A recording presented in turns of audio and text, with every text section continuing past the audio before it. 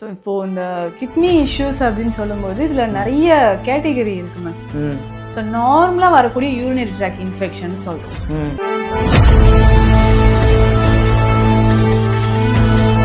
கிட்னியில் எதனால் நமக்கு வந்து பாதிப்பு ஏற்படுது? சிறுநீரகம் அப்படின்னு எடுக்கும்போது நம்ம சாப்பிட்ற உணவு அதை பேஸ் பண்ணி தான் அதனுடைய பாதிப்பு இருக்கிறது அப்படின்னு நம்ம தெரிஞ்சுக்கணும்.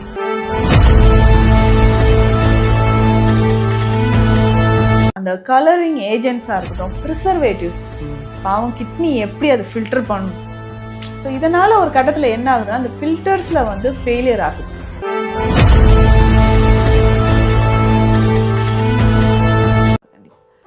அந்த கிட்னி ஃபெயிலியர்னு சொல்கிறது நீங்கள் சொல்கிற 8 years 9 years பேபிக்குமே இருக்குது.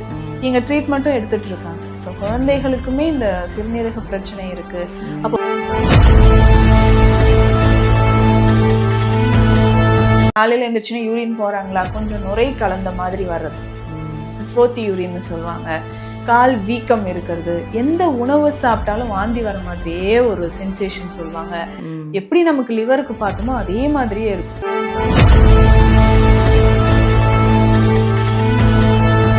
எல்லாருக்கும் வணக்கம். This is Balambika. தெரியும் உங்களுக்கு நான் எங்கே இருக்கிறேன்றது. சென்னை ஆதம்பாக்கம் தீக்ஷாலயம் சித்தா ஹெல்த் கேர்லேருந்து பேசிகிட்டு இருக்கேன். நிறைய ப்ராப்ளம்ஸ் ஒருத்தருக்கும் இருக்குது. நம்மளுக்கு கண்டுபிடிக்காத வியாதிகள்லாம் ஒருத்தருக்கும் இருக்குது. அது வியாதி பேர் கூட தெரிய மாட்டேங்குது. இதில் ரொம்ப முக்கியமானது கிட்னி. ஏன்னா கிட்னியில் ப்ராப்ளம் அப்படின்னா காப்பாற்ற முடியலன்னு சொல்கிறாங்க. ஆனால் ஏன் இந்த கிட்னி ப்ராப்ளம் ஏன் வருது, அதை தடுக்கிறதுக்கு வழியே இல்லையா அப்படின்னு நிறைய பேர் வேதனைப்படுறீங்க.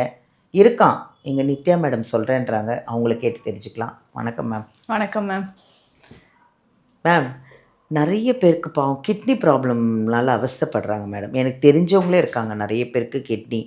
ஏன் இந்த கிட்னி ப்ராப்ளம் வருது, அது வர்றதுக்கு முன்னாடி என்ன பண்ணால் அது வராமல் தடுக்கலாம், இல்லை வந்துடுச்சு அதுக்கு என்ன தீர்வு இருக்குது, ஏதாவது கொஞ்சம் சொல்லுங்கள் மேம். பாவம் நிறைய பேர் அது கிட்னியால் பாதிக்கப்பட்டவங்க நிறைய பேர் இருக்காங்க.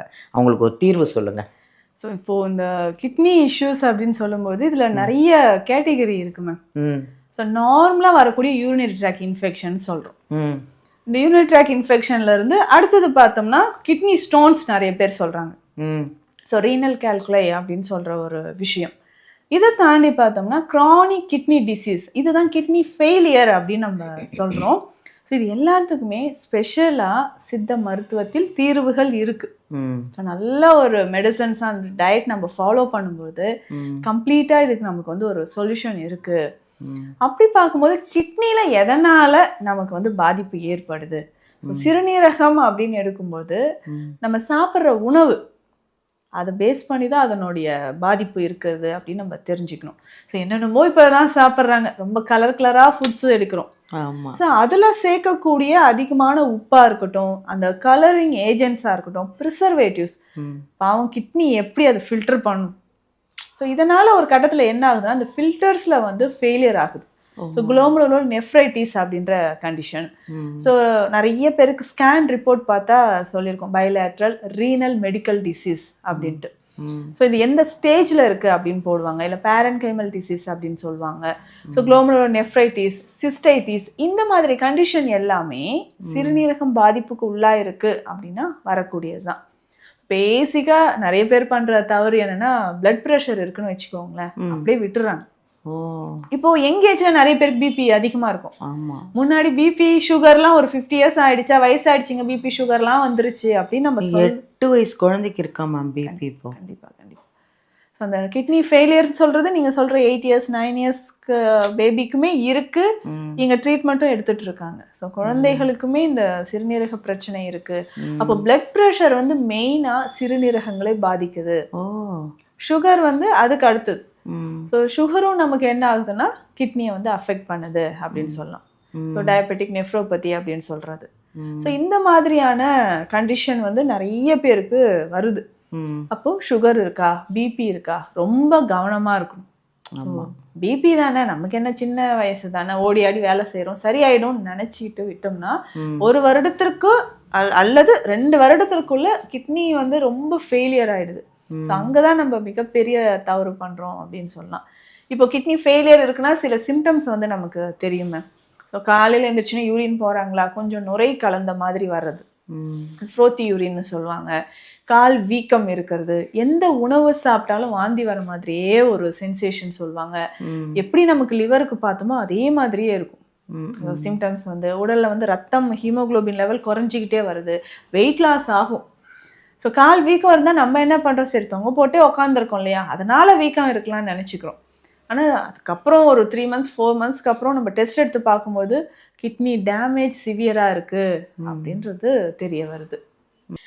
இப்போது கிட்னி ப்ராப்ளம் வந்துடுச்சு, அதுக்காக நம்ம கிளினிக்கில் என்னென்ன மருந்து கொடுக்குறீங்க, என்ன ட்ரீட்மெண்ட் கொடுக்குறீங்க மேம்? ஸோ ஃபஸ்ட்டு என்ன மாதிரியான ஒரு பாதிப்பில் இருக்காங்க, என்ன ஸ்டேஜில் இருக்காங்க அதை பார்ப்பீங்க first. Urea, creatine, GFR level, glomerular filtration ரேட்டுன்னு சொல்கிறோம் இல்லைங்களா. ஸோ இதை வந்து ஃபஸ்ட்டு நம்ம பார்த்துடணும். ஸோ கிரியேட்டின் ரேஞ்ச் வந்து ஓரளவுக்கு குறைவாக இருக்குது, 2 or 2.5 இருக்குன்னா ஓகேங்க, கம்ப்ளீட்டாக ஒரு 2 monthsலேயே நமக்கு நல்ல ரிசல்ட் வந்துடும். இதுவே 5th ஸ்டேஜில் இருக்காங்கன்னா அப்படியே அந்த டயாலிசிஸ் தேவையா இல்லையான்ற மாதிரி ஒரு கன்ஃபியூஷனில் இருப்பாங்க. ஸோ இதுவுமே ஒவ்வொருத்தரோட பாடி கண்டிஷன் அப்படின்னு நம்ம சொல்கிறோம். ஸோ நம்ம எடுக்கிற மருந்து உள்ள அப்சார்ப்ஷன் நடக்கணும், அப்சார்ப்ஷன் நடந்ததுக்கு அப்புறம் தான் அந்த சிறுநீரகம் அப்படின்றது திரும்ப பழைய நிலைக்கு வரும். ஸோ இதில் வந்து நிறைய புரிதல் அப்படின்றது வேணும். நிறைய டைம் ஃபஸ்ட்டே வேஸ்ட் பண்ணிடுவாங்க. ஸோ ஸ்டார்டிங்லேயே நமக்கு வந்து ஃபஸ்ட்டு ஸ்டேஜ்லேயே தெரிய வந்திருக்கும் ஒரு சிலருக்கு. அவங்க எல்லாருமே பண்ணுற தவறு என்னென்னா, சரி அப்புறம் பார்த்துக்கலாம், கொஞ்ச நாள் கழித்து பார்த்துக்கலாம், நான் டயட்டில் இது ட்ரை பண்ணேன் அது ட்ரை பண்ணேன். ஸோ கரெக்டான ஒரு ட்ரீட்மெண்ட் ஸ்டார்டிங்லேயே நம்ம ஸ்டார்ட் பண்ணிட்டோம்னா ரொம்ப ஃபெயிலியர் வந்து இதனால ஒரு கிரிட்டிக்கலான ஒரு ஸ்டேஜ் அப்படின்றது வராமல் இருக்கும். ஸோ தாராளமாக இதற்கான சித்த மருந்துகள் எடுக்கலாம். ஸோ நம்ம கிட்ட பார்த்தோம்னா ஸ்பெஷல் மெடிசன்ஸ் இருக்குது. ஸோ என்ன வகையான சிறுநீரக பாதிப்பாக இருந்தாலும் அதற்கான ஸ்பெஷல் மெடிசன்ஸ் நம்ம கிட்ட இருக்குது. ஒரு 2 மாதங்கள் 3 மாதங்கள் எடுத்து அவங்களுக்கான ஸ்பெஷல் டயட் நம்ம கொடுக்குறோம். ஸோ அதுக்கான ஸ்பெஷல் மெடிசன்ஸ் எல்லாமே கொடுத்துட்டு ஒவ்வொரு மந்த்துமே ரிப்போர்ட் எடுத்து நம்ம பார்த்து நல்ல இம்ப்ரூவ்மெண்ட் வர ஆரம்பிச்சிடும். ஸோ டயாலிசிஸ் கண்டிஷனில் இருக்கிறவங்களுக்குமே ஒரு சிலருக்கு என்ன ஆகுதுன்னா நல்லாவே இம்ப்ரூவ்மெண்ட் வர ஆரம்பிச்சிடும். என்னன்னா நம்ம சொல்கிற டயட்டோ மெடிசன்ஸும் கரெக்டாக ஃபாலோ பண்ணிட்டு வர்றது ரொம்ப முக்கியம். Thank you ma'am. நிறைய பேருக்கு கிட்னி ப்ராப்ளம்ஸ் இருக்குது. நிறைய பேர் தண்ணி குடிக்கிறது இல்லை மேம், மெயினாக அது கூட ப்ராப்ளம் இல்லை, தண்ணி குடிக்கிறது இல்லை. நீங்கள் சொன்னீங்க பார்த்தீங்களா, கரெக்டாக மெடிசனை ஃபாலோ பண்ணுறதும் இல்லை. இப்போ நீங்கள் ஒரு விஷயம் சொல்கிறீங்க, இந்த மாதிரி இதுதான் எடுத்துக்கணும், இந்த மாதிரி சாப்பிடணுன்றது, அதை ஃபாலோ பண்ணாலே முதல்ல சரியாயிடலாம், வராமல் இருக்கிறதுக்கும் தடுத்துக்கலாம். Thank you ma'am. Thank you ma'am. Viewers, நிறைய விஷயங்கள் நம்ம பேசிகிட்டு இருந்தோம். இப்போ கிட்னி ப்ராப்ளம் வந்து இப்போ இது ஒரு ட்ரெண்டிங் மாதிரி போயிட்டுருக்கு. அது எதனால் வருது, அது வராமல் இருக்கிறதுக்கு என்ன, வந்தால் என்ன பிரச்சனைகள் நம்ம சரி பண்ணலான்றது எங்கள் கிளினிக் வாங்க. எங்கள் மேம் வந்து அந்த கிட்னி என்னங்க, கிட்னி ப்ராப்ளம் எல்லாம் தூக்கி எரிஞ்சிருவாங்க. அவ்வளோ அந்த அளவுக்கு மெடிசன் கொடுத்து அவங்க சொல்கிறதே அழகாக ஃபாலோ பண்ணால் போதும். நீங்கள் இதை சாப்பிடுங்க, இந்த மெடிசன் எடுத்துக்கோங்கனாலே நீங்கள் கண்டிப்பாக குணமாயிடுவீங்க. கிட்னி ப்ராப்ளம் இருந்தது உங்களுக்கு ஏதாவது சிம்டம் தெரிஞ்சால், ஸ்டார்டிங்லேயே தெரிஞ்சிச்சுன்னா நேராக வந்து அப்பாயின்மெண்ட் வாங்கி இங்கே மேம்கிட்ட கன்சல்ட் பண்ணி உண்மையிலே ட்ரீட்மெண்ட் எடுத்துக்கோங்க, கண்டிப்பாக சரியாயிடுவீங்க. ஏன்னா அவங்க வந்து கடவுளை நம்பி தான் உங்களுக்கே ட்ரீட்மெண்ட் கொடுக்குறாங்க. அவங்கள நம்பி வந்துட்டிங்கன்னா நீங்கள் நல்லாயிடுவீங்க, அவ்வளோதான். கிட்னி ப்ராப்ளமாவது எல்லாம் தூக்கி எரிஞ்சிருவாங்க, அவங்க கம்ப்ளீட்டாக சரியாயிடுவீங்க. ஆரோக்கியமாக இருங்க, சந்தோஷமாக இருங்க. தேங்க்யூ.